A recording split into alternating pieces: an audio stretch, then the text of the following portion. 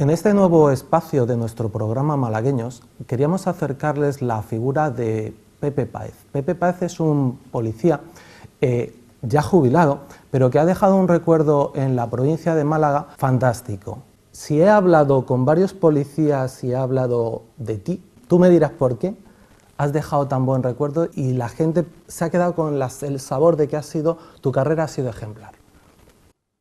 Bueno, eso se lo debo a los compañeros, que aquí hay un grupo de compañeros magníficos y yo he tenido la suerte de comprobarlo y de disfrutar de esos compañeros en cualquier sitio que he estado. La verdad, he tenido esa suerte, ¿no? Yo estoy en Málaga desde el año 2000. Vine de un currículum ya bastante amplio en San Sebastián, y cuando llegué aquí me mandaron a la comisaría del Palo, y en la comisaría del Palo pues llega un policía que no tiene ni idea de cuál es la dinámica y el terreno que pisa. Lo cotidiano del trabajo del policía tú no lo conocías porque habías sido escolta toda tu carrera. ¿Cuántos años antes ya llevabas, cuando llegas a Málaga, cuántos años llevas de ejercicio policial en el País Vasco? En el País Vasco 19 años. Ya llevabas 19 años, en el que habías sido, entre otras cosas, escolta del mítico político socialista Chiqui Benegas. Con él estuve bastante tiempo, sí. En esa atmósfera tan difícil para el ejercicio vuestro de escolta, esa atmósfera claustrofóbica que tenía con ETA. El panorama que creaba en el País Vasco en todos esos años fue muy difícil para todos vosotros. Tiempos dificilísimos. Tiempos donde no solamente concurre la presencia perversa de una banda terrorista como ETA, sino que había, en esa época, era mucho más conflictos los que había. Obviamente, estamos hablando del año 80, y hay que ponerse en el contexto de la época, ¿no? Estamos hablando de una época donde la democracia, después de 40 años de dictadura, empieza a andar, y lo hace con un montón de dificultades de todo tipo. Yo recuerdo perfectamente pues las movilizaciones de la reconversión industrial, que lógicamente los afectados pues salían a la calle defendiendo sus intereses, lógicamente, y la policía siempre estaba ahí para eso, pues para atenuar los desmanes que se dan en situaciones como esa, ¿no? Entonces era eso, era una crisis económica importante, era un recelo a las instituciones que habían estado en la época de Franco. La policía, obviamente, pues, no sé, tenía ya el lastre de esa desconfianza ciudadana hacia una policía que, bueno, pues, que lógicamente venía de un régimen anterior. A eso unido el terrorismo de ETA, la verdad es que eran años muy difíciles, muy difíciles. No solamente en el País Vasco, sino en general en cualquier parte de España. Sí, pero acrecentado en el País Vasco. En el País Vasco era tremendo. Era tremendo porque, por ejemplo, yo que estuve en una plantilla pequeñita, como puede ser San Sebastián, donde se daba un atentado, y se daban muchos. Guipúzcoa era de las tres provincias vascas, Guipúzcoa era la más conflictiva en todos los sentidos. Y bueno, pues imagínate, yo no te estoy hablando ya solo de la tensión durante el trabajo, sino el antes de ir al trabajo y el después. Recuerdo que se ha dicho muchas veces en los medios de comunicación que teníais que mirar muchas veces las famosas bombas Lapa debajo del coche. Claro. O sea, toda una serie de protocolos que os obligaba a tener, bueno, todo el cuidado del mundo y más. Claro. Empezaba desde el momento que tú te levantabas para ir al trabajo y salías de casa. Eso era una salida muy localizada y lógicamente tú no sabes qué gente vive en el barrio donde vives. Luego entonces la salida ya era de mucho cuidado. Después llegabas al trabajo y exactamente idem de lo mismo. Y después, cuando terminabas tu jornada, que eran muy largas en aquella época, cuando yo entré aquí no se trabajaba las 7 horas diarias. Allí se trabajaban 24 horas de trabajo por 24 de descanso. Y las de descanso no se cumplían. No eran realmente descansos siempre. No, porque si había cualquier tipo de conflictividad, que era muy común, te llamaban y te tenías que incorporar ese día de descanso. Era realmente muy estresante, muy estresante.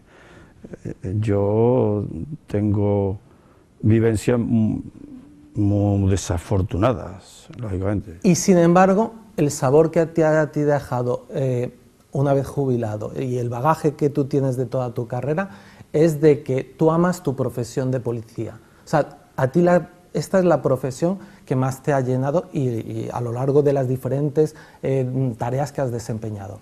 Claro, yo soy una persona que no entré en la policía por vocación. ¿Cómo fue? ¿Cómo fue tu, en qué año, a qué edad entras tú en el cuerpo de policía y por qué? ¿Cómo es? Bueno, yo trabajaba en Sevilla, yo soy de Sevilla. De Sevilla. Yo trabajaba en Sevilla en una fábrica de cristales. Yo trabajaba en la elaboración de copas, vasos, cristalería, hecho a mano, soplada. Y allí empecé a trabajar yo con 14 años, que era la edad mínima para comenzar a trabajar, no como ahora, que son afortunadamente los 18 años. Yo empecé a trabajar allí, un trabajo durísimo, 12 horas, entrabas a las 7 de la mañana y salías a las 7 de la tarde. Y el que conozca ese trabajo sabe que es un trabajo muy duro. Y así estuve trabajando hasta los 28 años. ¿Por qué precisamente la policía? Bueno, porque como hemos comentado antes, estamos hablando de una época de reconversión industrial a todos los niveles, una época de crisis, y en el trabajo que yo realizaba empezaron a flaquear, empezó a no poder pagar, en fin, yo ya estaba casado y tenía un hijo que hoy es también policía. ¿Tus dos hijos son hijos, policías? Yo tengo 2 hijos, los 2 son policías. ¿Qué ejemplo no habrás dado para que tus 2 hijos se hayan adscrito también a la policía? Pues mis hijos han escuchado toda la vida a su padre, que bueno, que han visto que yo este trabajo le estoy muy agradecido y porque además con el tiempo yo bueno, empecé a sentir un cariño por esta profesión y hoy puedo decir que ser policía es una profesión noble, es una profesión adictiva, es una profesión que... Emocionante también. Sí, mucho, a veces demasiado emocionante. A veces las adrenalinas está a tope. se suben a tope.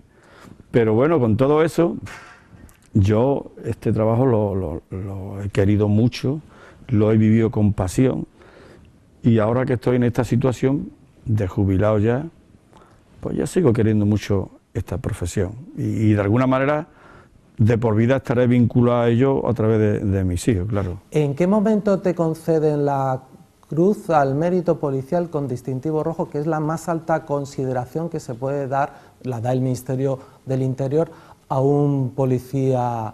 ¿En qué momento te la dan? ¿Unos años antes de jubilarte o ya vísperas de haberte jubilado? Pues me la dan 2 años antes de jubilarme. 2 años antes de jubilarte. Sí. ¿Por qué le dan a Pepe Páez esa condecoración? Bueno, a Pepe Páez le dan esa condecoración pues porque así lo estiman siempre personas ajenas a ti, como pueden ser tu jefe. Pues hay un momento en que yo, por ejemplo, entro en el grupo de homicidio y bueno, y en el grupo de homicidio es un grupo, bueno, es una maravilla de grupo, una maravilla de grupo. Y coincidencias, valga la redundancia, que la hacen especialmente emotiva. yo entro en el grupo de homicidio cuando el jefe de homicidio, Eusebio, lo conozco antes de que él entrara a la policía, y lo conozco de jugar fútbol. Nos juntábamos un grupo de buenos jugadores, no, pero sí muy amantes de hacer deporte, echar los sábados el rato y tal. ¿Y dónde jugabais? ¿En una playa? Jugábamos ahí en un campo que ya no está, pero que le llamaban Los Cafres. Eso está por ahí, por la térmica. Allí nos juntábamos 20, 10 para 10, 18, 9 para 9, y jugábamos, echábamos los partidos. Un día, hablando con él, me dice, es un tío estupendo que ha terminado su carrera de económica, y hablando me dice que trabaja en un chiringuito de camarero. Entonces yo le digo, bueno, y con esa carrera y tal, ¿no te ha dado por meterte en la policía? Cuando le dije eso, le sonó un poco a chino todo eso. La policía, tampoco se lo había planteado el hombre nunca. 2 semanas después, cuando coincidimos otra vez en el campo, me dice, oye Pepe, eso que me comentaste de la policía, ¿eso cómo va y tal? Le expliqué, bueno, pues que hay que echar una instancia, que hay que preparar físicamente, en fin, todo lo que conlleva el hacer unas oposiciones que son dificilísimas ahora, y que tenía que hacerlas, lógicamente. Bueno, pasó el tiempo y un día me llama por teléfono, yo estaba en Madrid de trabajo, y me dice que echó aquella instancia que le dije, que la había aprobado y que tenía que hacer una entrevista en Madrid. Fui a recogerlo, me dio mucha alegría. Fui a recogerlo a la estación, lo llevé a donde tenía que ir a hacerse su entrevista y tal. Y finalmente entró en Ávila, se hizo policía, inspector de policía. Con el tiempo yo ya estaba en el palo. Cuando aquello pasó yo estaba en San Sebastián. Yo ya estaba en el palo y me entero de que aquel chaval, licenciado en económica y que nosotros nos conocíamos del fútbol, era inspector de policía. O sea, el tío ya era mi jefe. Entonces, él estaba aquí en ese grupo de homicidio, yo estaba en centro, en la comisaría centro, y se dieron unas circunstancias por una cuestión de un hombre que mataron también y tal. Y él, que conocía o había oído hablar de que yo tenía cierta habilidad para hablar con la gente y tal y cual, me pidió que hablara con un detenido que estaba acusado de un homicidio que fue muy mediático aquí en Málaga. Lo hice, aquello salió bien, lamentablemente bien, y... Afortunadamente bien, porque, bueno, porque ya lo lamentable ya había ocurrido. Sí, sí. Entonces, bueno, pues aquello desde el punto de vista del trabajo concreto que yo hice, salió bien. Y a partir de ahí me propuso que yo formara parte del grupo de homicidios. ¿Cuántas personas se necesitan para una ciudad como Málaga en un grupo de homicidios? ¿Cuántas es útil o es necesario que formen parte? ¿14 personas o más? ¿Son más a las...? Bueno, nosotros en el grupo éramos menos. En este caso erais menos. Éramos menos, sí. El grupo de homicidio no es un grupo que se pueda, digamos... No necesitamos que sea muy numeroso. Claro, ahí es muy importante la experiencia. Y ahí hay gente, actualmente hay gente espectaculares, con una intuición tremenda, una capacidad de trabajo igualmente, y después, bueno, gente con mucho carácter, muy preparada, muy preparada. El grupo de homicidios actualmente es de lo mejor que se pueda mirar, la verdad es que sí.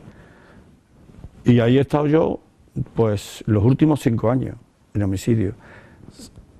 Lógicamente me preguntabas que cuántas personas serían las ideales, cuantos más mejor, obviamente.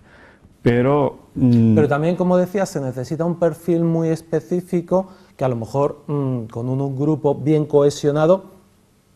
Sí, es muy importante la cohesión, es muy importante en un grupo, en cualquier grupo, Pero no solamente en cualquier grupo, en tu trabajo, ¿no? Es muy importante que las personas que te acompañan, ¿no?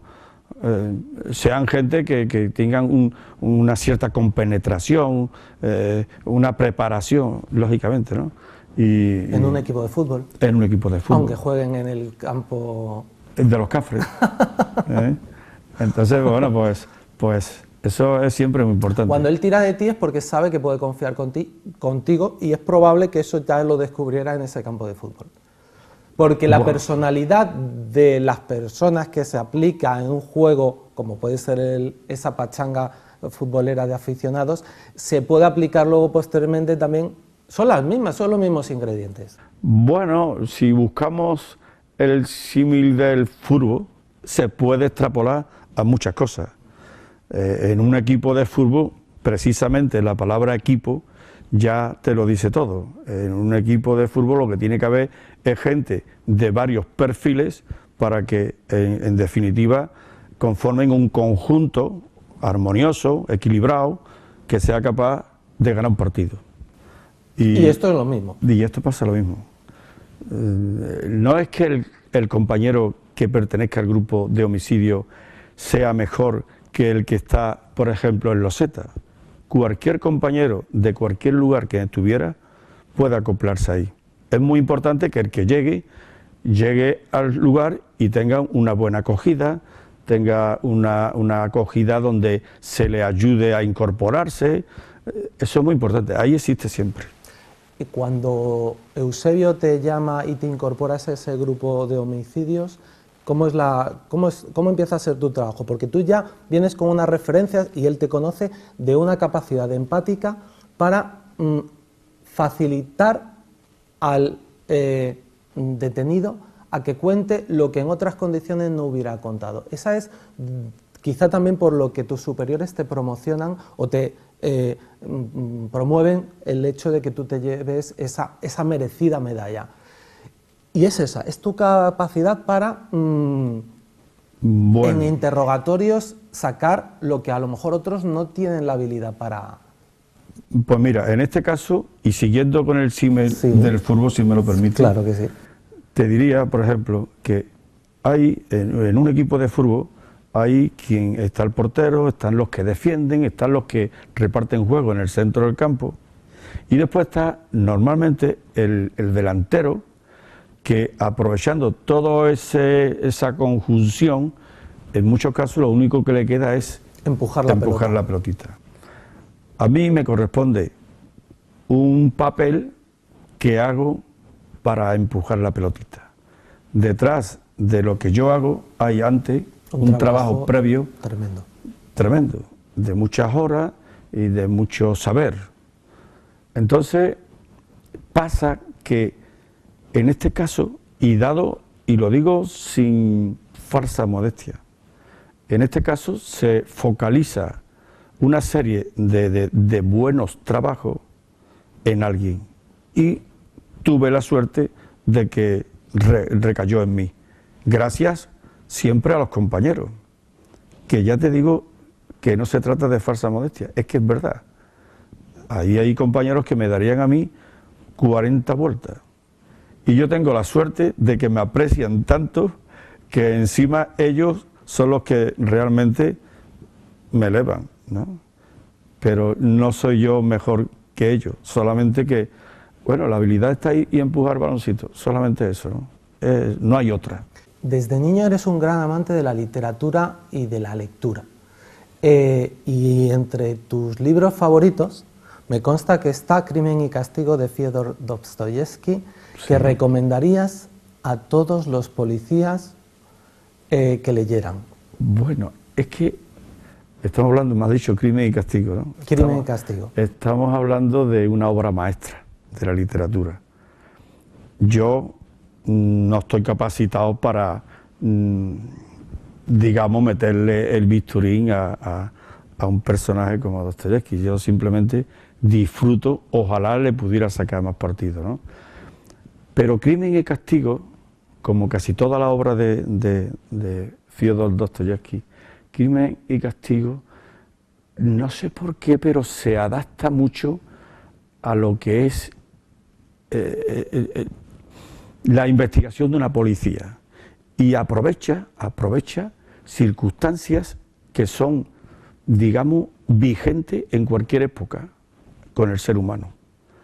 El Crimen y Castigo es una obra donde se da el crimen, se da el castigo y también se da la salvación.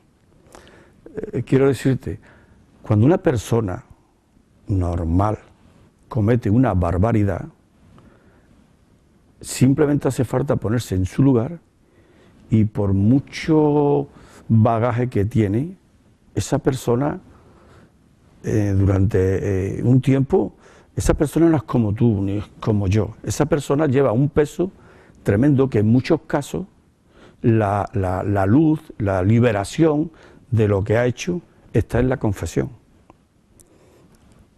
Crimen y Castigo es un relato que de alguna manera estudia el tormento que es capaz de tener una persona que ha cometido esa barbaridad. Y yo creo que se le puede más o menos conocer el alma de cualquier persona que hace algo que no está bien a través de Crimen y Castigo, ¿no? Aunque todos los personajes de Dostoyevski son personajes como él, como era él, una persona atormentada, una persona imperfecta absolutamente, pero una persona que sabía, digamos, meterle el bisturí al alma del ser humano.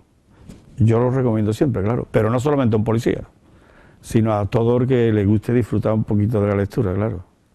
Lo que pasa es que, como narras, la historia cuenta algo muy cercano a un policía y sobre todo para esa capacidad de empática que tú posees de forma natural, pero que también se puede desarrollar porque el policía incluso le viene bien tener esa capacidad para que incluso para que el delito no se cometa. Tú me contabas el otro día que incluso cuando trabajabas de policía a pie, en el Palo, tenías un acercamiento, conocías al delincuente del barrio, podías saber más o menos si ocurría algo, dónde ir a buscar o dónde ir a preguntar, porque conocías muy bien tu barrio, el barrio en el que trabajabas en este caso. Cuando una persona hace cualquier cosa, esa persona está afectada de alguna manera, por muy malo que sea, por muy... La culpa le acompaña. Sí, siempre. Entonces, si tú eres capaz de intentar abrir el alma de esa persona y hacerle ver que la solución está en liberar y asumir su responsabilidad, te digo que no todas las personas son exactamente igual, pero esa persona tiene muchas posibilidades de contarte lo que realmente ha pasado, porque en definitiva no se trata de que hable, se trata de buscar la verdad de lo que ha pasado. ¿Y el por qué? Siempre hay una motivación para algo, aunque esa motivación sea una motivación espúrea, pero siempre hay una motivación. El que se va a la calle y comete un robo con violencia tiene una motivación subjetiva, la que tú quieras, pero la tiene. El que mata a otra persona tiene, no digamos que la palabra sea la motivación, sino tiene una serie de condicionantes anterior a lo que ha hecho, que en muchos casos resulta que este es el resultado de lo que estamos ahora lamentando, ¿no? Y yo eso lo he comprobado muchas veces. Habría que distinguir entre lo que es, en el grupo concretamente de homicidio, lo que es un delito como puede ser el homicidio o el asesinato, de un simple tirón en la calle y robarle a una persona, lógicamente, ¿no? Pero detrás de todo siempre hay una motivación que tienes que llegar también a desentrañar, ¿eh? Ya no vale para nada porque ya has cometido eso y tienes que asumirlo, ¿no? Pero digamos desde el punto de vista del factor humano, tú deberías de indagar también, aunque sea para comprender, aunque sea para compadecerte de que detrás de eso siempre hay... ¿Incluso para prevenir? Claro, ya no está en manos del policía eso, ¿no? Ya esa no es labor del policía, pero obviamente es que ahí está la raíz de muchísimas cosas.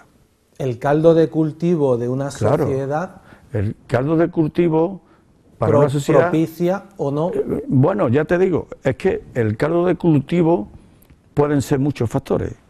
El tío que tiene un montón de millones y al final se le escoge, yo qué sé, corrompido por más dinero, es muy distinto del que llega en una barriada muy conflictiva y se dedica al robo con fuerza, ¿no?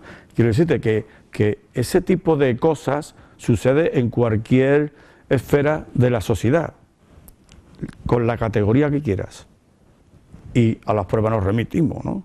Todos los días escuchamos gente muy importante que hace cosas terribles, ¿eh?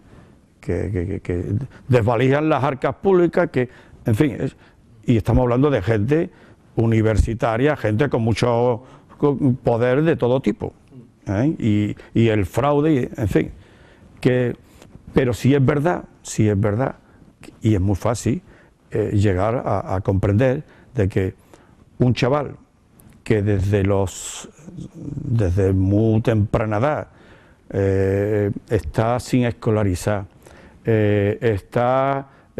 no reciben el cariño, los mimos que todo el mundo le damos a nuestros hijos. Cuando cumpla 13, 14 o 15 años, no puedes pedirle que tenga los valores que tú entiendes que son los correctos en la sociedad que vivimos. No se lo puedes pedir, lógicamente. Se los puedes pedir a tu hijo, al mío, que nos hemos procurado tratarlo con todo el cariño, que estudien aquí, que tengan un profesor de apoyo, pero a esos chavales, nada, ahí empieza el futuro delincuente, lógicamente. Y es muy complicado el reproche social a una persona que viene con ese bagaje desde pequeño, lógicamente. Cuando yo hago mi trabajo, obviamente busco a la persona que haya hecho eso, el delito que haya cometido. Pero hay que tener un poquito de compasión en el trato y en las formas, porque son merecedores de ello, claro. Y porque quizá esa sea la clave de que no vuelva a delinquir. Claro, eso también es muy complicado, porque claro, cuando salga y pague las culpas que haya cometido, si vuelve al mismo ambiente, a la misma situación y se mueve en el mismo contexto, pues sumará una lista de antecedentes, como muchas veces escuchamos, ¿no? Que tiene 20 antecedentes, estamos en las mismas, lógicamente. Esto es yo creo que es un problema estructural de la sociedad que vivimos, lógicamente. Muchas desigualdades en todos los sentidos y, lógicamente, de esos polvos, estos lodos, lógicamente. Pepe se siente muy afortunado de haber vivido tantos años de profesión, pero sus años favoritos, ¿se podrían decir los que son los que ha pasado en homicidios aquí en Málaga? En homicidio he tenido el reconocimiento y además he disfrutado de mi trabajo enormemente, pero también lo he hecho en la comisaría del Palo, donde he estado 5 años, y posteriormente en el centro. Yo he vivido esto con mucha intensidad y, como te he dicho antes, con mucha pasión.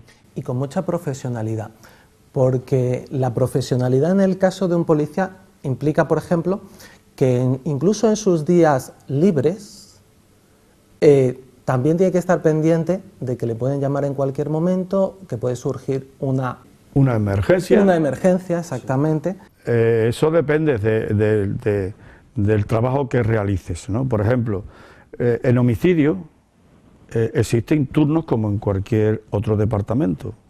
un grupo trabaja de mañana y lo releva otro de tarde.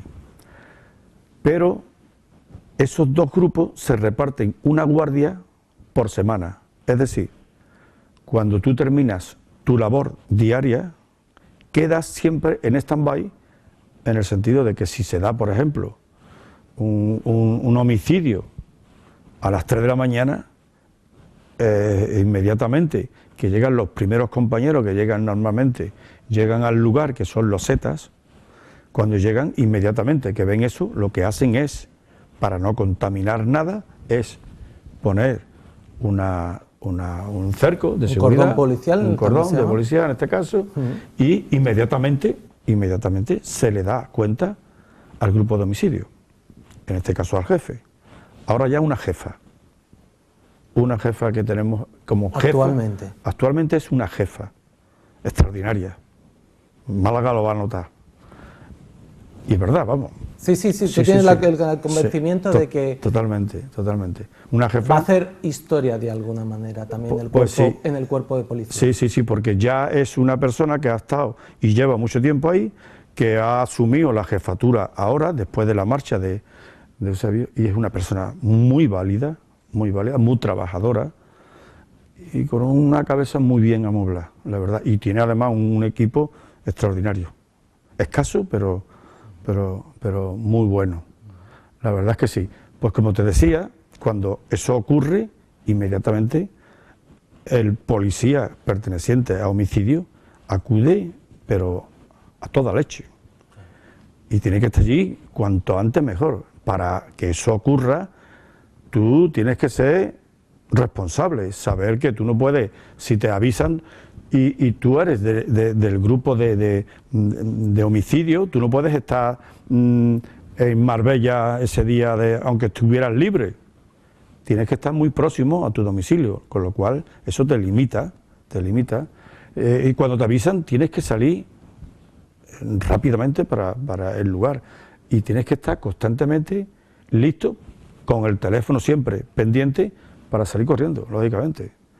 El grupo de homicidio tiene esos condicionantes, lógicamente, y eso requiere pues una dosis alta de sacrificio y de responsabilidad.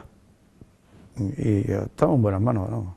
En ese sentido. Estamos en buenas manos. Sí, yo ya lo digo como un ciudadano, como un ciudadano más, que en un momento dado pues se ve muerto o padece cualquier cosa, y yo puedo... ¿Podemos sentirnos orgullosos de los cuerpos de seguridad del Estado? Sí, mucho. Yo digo siempre de que la policía española es una de las policías mejor preparadas, yo no te voy a decir del mundo, pero de las mejor preparadas de Europa. Y tiene sus razones.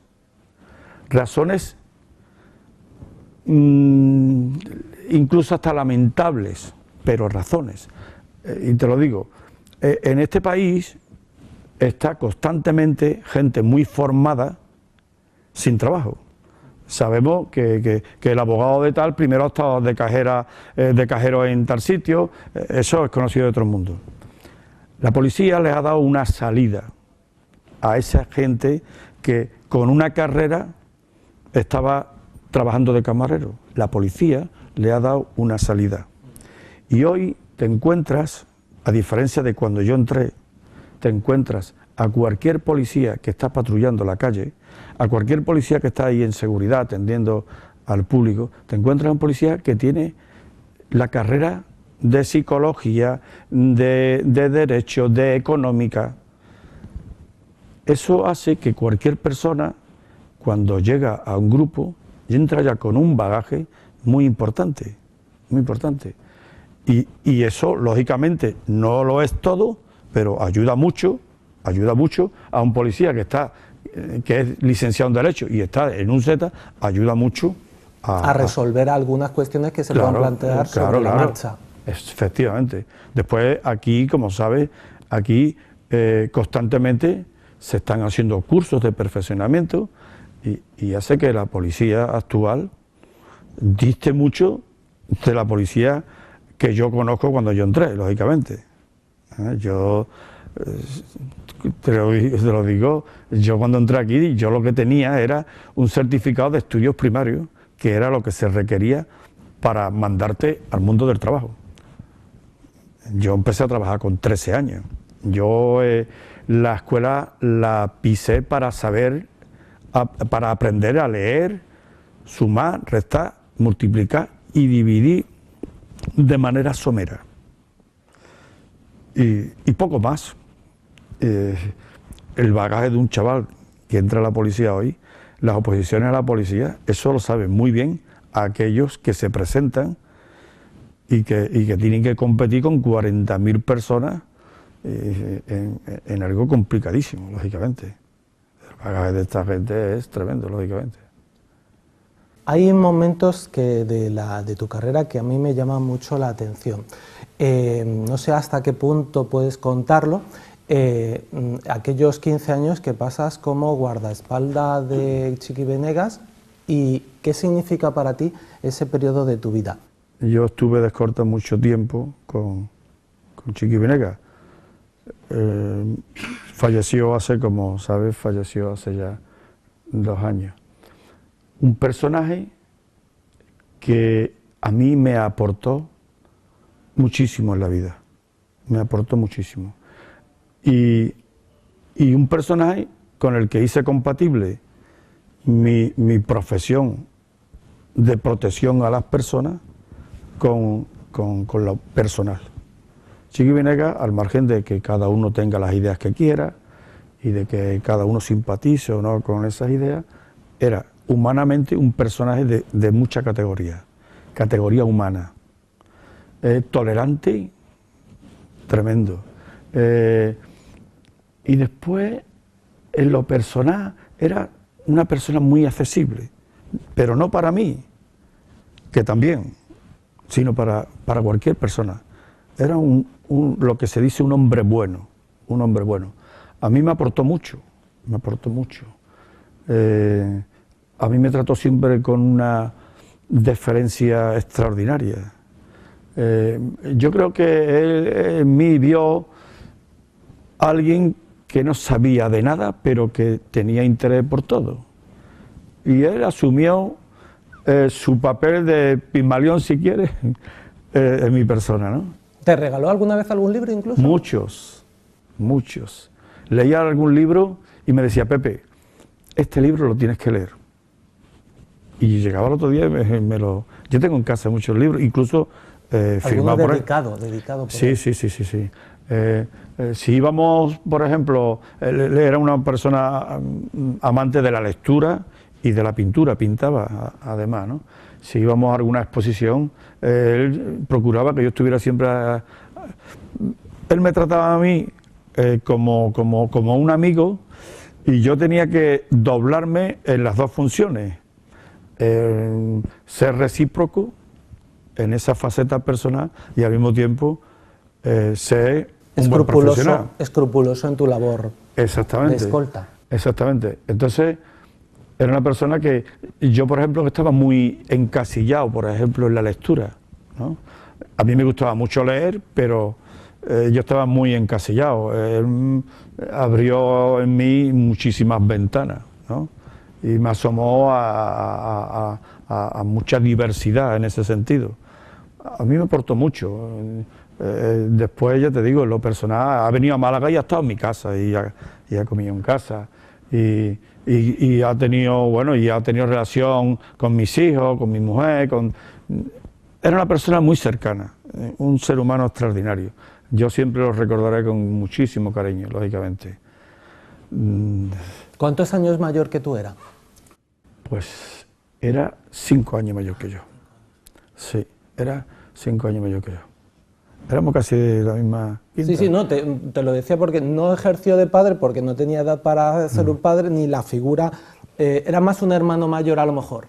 Sí, era una persona que te podía, lógicamente, estar al lado de una persona que era una persona muy inteligente, con un bagaje político importante, pues era un... ¿Y cómo vivió él la obligación de tener que verse acompañado por una escolta. ¿Cómo lo vive un político en el País Vasco de aquellos años? Fatal, fatal. Imagínate que tú tengas que hacer tu vida con 4 personas alrededor tuya. Añádale a eso de que no están por gusto, sino porque te quieren matar. Ya. Tiene que haber ahí una complicidad extraordinaria en todos los sentidos. Él y muchas personas allí. Allí nosotros le hemos hecho escolta a un tornero que se levantaba todos los días a las 5 de la mañana e iba a su fábrica. ¿Y al tornero por qué era? ¿Por qué corría riesgo? Porque estaba amenazado por ETA. Yo me acuerdo que incluso algún cocinero que también fue asesinado por ETA. O sea, quiero decir, los objetivos de ETA eran muy variados. Había un gran número de personas entonces amenazadas por la banda terrorista.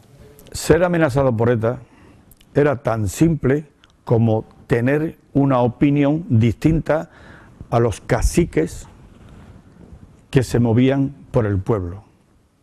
En cada pueblo, yo, hablando de lectura, te recomendaría que leyeras un libro que te lo describe perfectamente esa atmósfera densa, perversa, que es Patria. Un éxito editorial de hace pocos años. De poco tiempo, sí. Ahí describe perfectamente cómo se elige a una persona y cómo además esa víctima después es victimizada 100 veces en el nombre de sus padres, de su madre, de su esposa, de sus hijos, encima.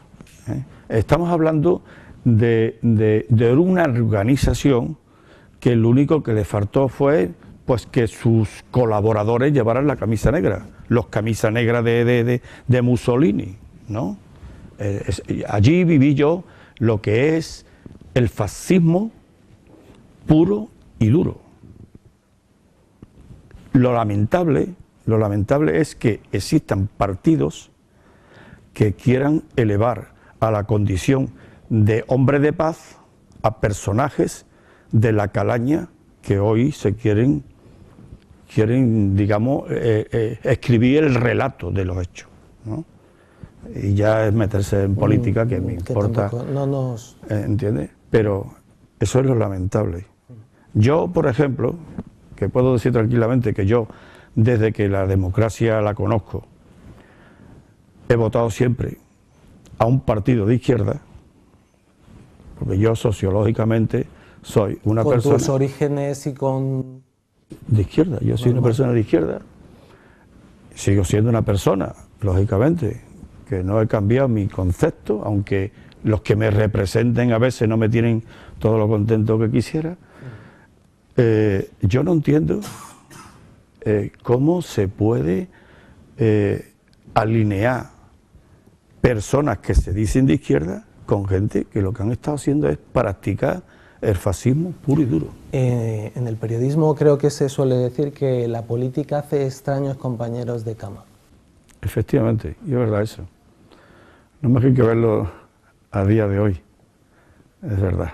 Ya orientándonos hacia el final de la entrevista, a mí sí que me gustaría que me contaras lo que puedas, pinceladas, sobre alguna vivencia que hayas tenido, alguna historia en esta Málaga de los últimos años, que puedan ejemplificar un poco, y como digo, hasta donde tú puedas contar, la tarea que has podido desarrollar y esa habilidad que con la que se te reconoce de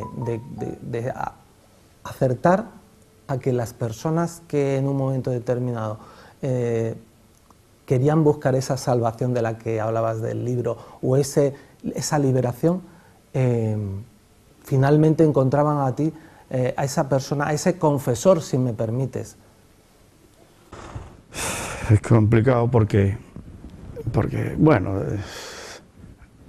la verdad es que no siempre la empatía en este trabajo tiene que ser sincera. A veces la empatía es un arma para llegar a la verdad. Entonces, todos los casos no son iguales. Pues yo conozco casos donde después de pasarle la mano por la espalda a la persona, después he entrado en el baño y me han dado ganas de pegar un puñetazo al cristal. De rabia. Claro, claro. Yo aquí he visto casos donde, yo qué sé, es que es tremendo, ¿no? O sea, siempre te estoy hablando del grupo de homicidio, ¿no? Donde el caso siempre es algo extremo, ¿no? Es muy distinto, en cada homicidio hay una circunstancia distinta, ¿no? No es igual el homicidio que se puede producir en el fragor de una pelea, ¿no? Que el premeditado. Que, por ejemplo, el homicidio de la violencia de género. A nosotros nos ha tocado, lamentablemente, algún caso de eso, ¿no? Y yo recuerdo, hablando con unos y con otros, tú eres capaz de percibir rápidamente si esa persona... la palabra motivación ya parece que atenúa, ¿no? el hecho en sí, y no es eso.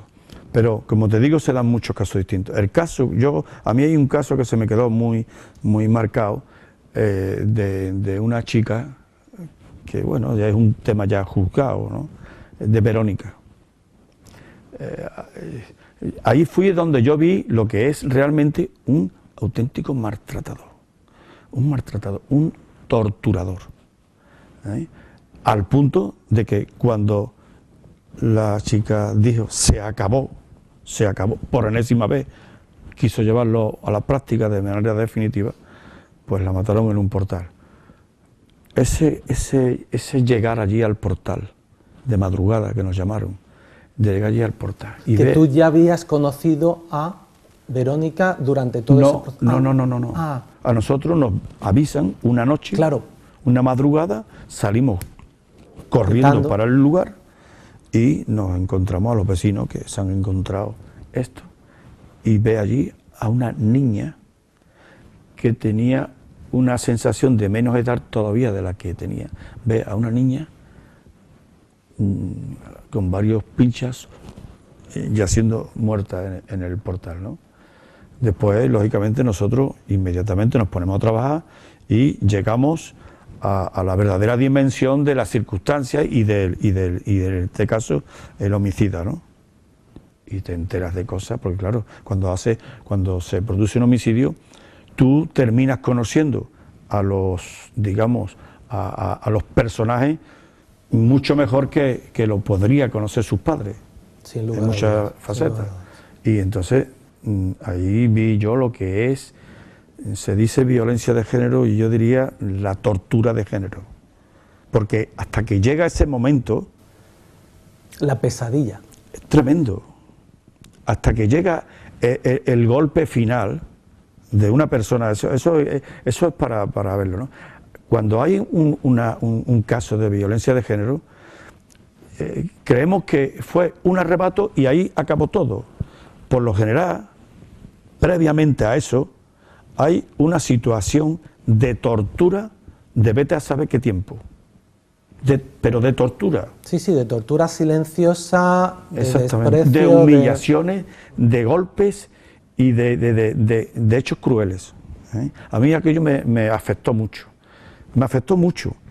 y logré que lo contara absolutamente todo, y lo hice con toda la empatía que yo soy capaz de tener en ese momento. Claro. Y te deja, no te vas a tu casa ya que me dé el aire, no, te vas a tu casa y es muy complicado coger sueño. Es muy complicado. Bueno, y es que directamente a lo mejor hay situaciones de esas que no te vas directamente a tu casa porque necesitas dar un paseo de 20, 30, 40 minutos. Sí, por la playa o por donde sea. Sí, pasa eso. O cuando la víctima es un crío. Es un trabajo que tiene su recompensa después de, ¿no? tiene su recompensa, porque compensa coger al homicida y encerrarlo el tiempo que la justicia determine, ¿no? Pero es muy triste y es un trabajo donde no te vas contento nunca. No te vas contento nunca porque tienes que llegar al sitio, porque tienes que en fin, es... Y porque deja cicatrices en Claro. en el profesional, porque eso evidentemente no deja impávido a nadie. Claro. Y si lo estás viendo pues a 1 metro de distancia... Claro. El trabajo nunca es bueno, tío. O sea, quiero decir, el trabajo parte de un hecho muy lamentable. Y también se dan circunstancias que lo hacen todo distinto. No es igual acudir a un homicidio que se ha cometido en otro sitio de la ciudad, donde bandas contrincantes sean tal, que llegar a un portal y encontrarte a una pobre chavala que viene harta de trabajar y que llega el cabrón, o lo que quieras llamarle, de turno, y la ha asesinado, ¿no? Y si después, cuando empiezas a indagar en la investigación, te das cuenta todo lo que ha pasado, cómo te puedes ir a tu casa y decir, me voy a ver ahora el Betis. Un partido de fútbol. Sí, claro. Es duro y cuesta, cada situación de esta, dependiendo qué, te cuesta mucho desprenderte de eso, lógicamente. Razón de más para estar satisfechos, y esa era un poco la idea que queríamos con esta entrevista, ¿no? Sentirnos orgullosos, la ciudadanía en general, ¿no? Con los cuerpos de seguridad del Estado por la labor extraordinaria que hacen a todos los niveles, como decíamos, desde los que están en el coche Z patrullando la ciudad, o los que estáis en un trabajo mucho más específico como el cuerpo de homicidios, como el... Sí, yo siempre digo, y me gusta homenajear, si se puede decir, la labor de los Z. La labor de los Z es encomiable. La labor de los Z es lo que determina la valoración del ciudadano hacia la policía, porque el ciudadano no ve al policía que está de paisano haciendo una vigilancia o haciendo tal y cual.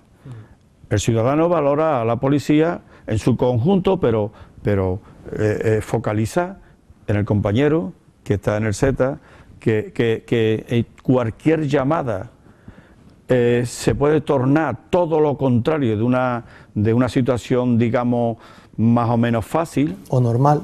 Exactamente. Se puede complicar. Exactamente. Cuando las personas estamos en casa el día 31 de diciembre o el día 24 de diciembre, estamos en casa, en familia, desde las 9 de la noche hay un grupo de compañeros que están en la calle tratando de que todos estemos tranquilos, de que los excesos no sobrepasen...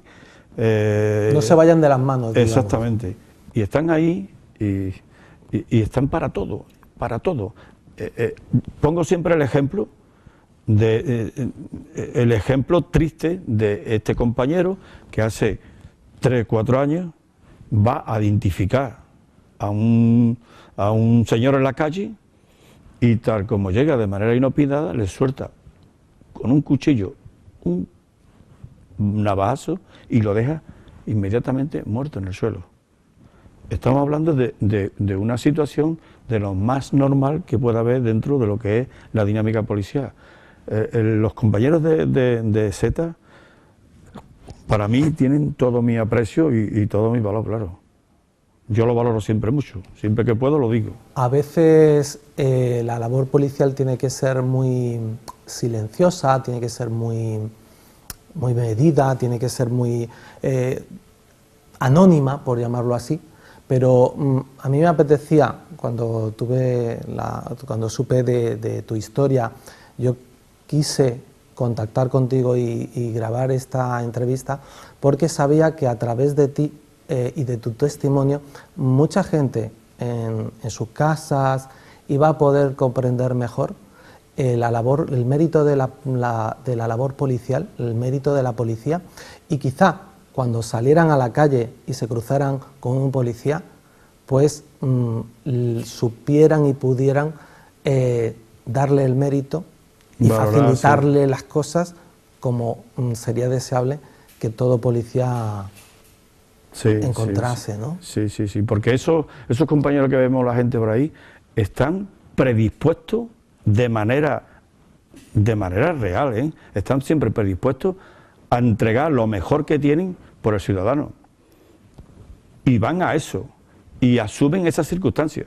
Y a lo largo de una carrera pasan experiencias tan duras y tanto que ni los demás, los ciudadanos de a pie, como se suele decir, ni nos imaginamos de lo que han tenido que vivir cualquiera de ellos. Sí que es verdad. Pepe, pues ha sido un placer, ha sido un honor, qué gusto haberte conocido y nada, yo creo que dejas al jubilarte un recuerdo extraordinario y bueno, que sirva también este programa para inspirar a futuros jugadores de fútbol a que se hagan también inspectores de policía, como le ocurrió a Eusebio, y que den con su bagaje personal y de estudios lo mejor de sí en este cuerpo meritorio de la policía. El honor ha sido mío. Muchísimas gracias. Ha sido un placer. Igualmente. Muchas gracias. Muy bien.